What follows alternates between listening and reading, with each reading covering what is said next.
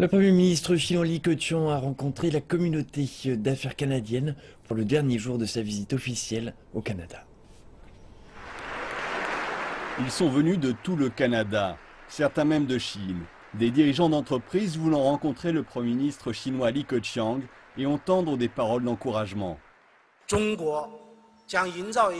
La Chine va mettre en place un environnement où la loi est établie et améliorée afin que les investisseurs et hommes d'affaires du Canada bénéficient d'un traitement juste, équitable et égalitaire.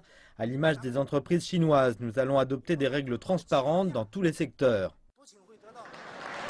C'étaient précisément les mots que les entrepreneurs canadiens, inquiets des questions de propriété intellectuelle, souhaitaient entendre.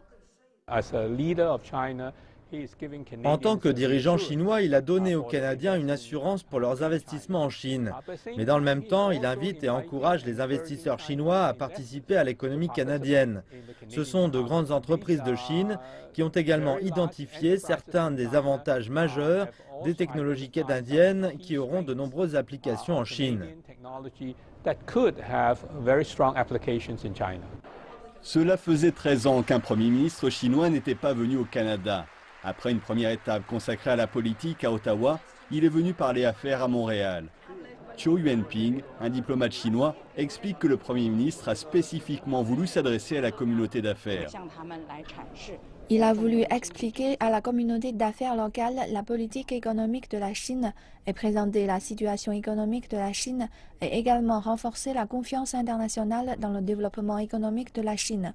Cette confiance est très importante pour la Chine comme pour l'économie mondiale.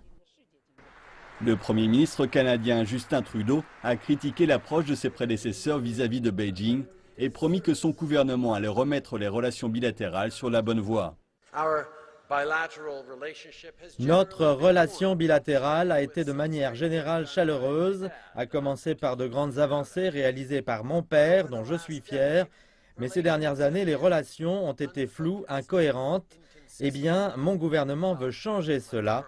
Avec nos partenaires chinois, tels que le Premier ministre Li, nous allons apporter stabilité et régularité sur la table.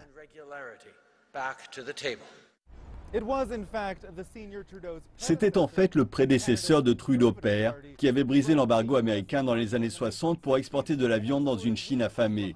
Une chose à laquelle Li Keqiang a fait référence dans son discours. Un rappel, ou plutôt une suggestion subtile, que les intérêts commerciaux peuvent transcender la politique.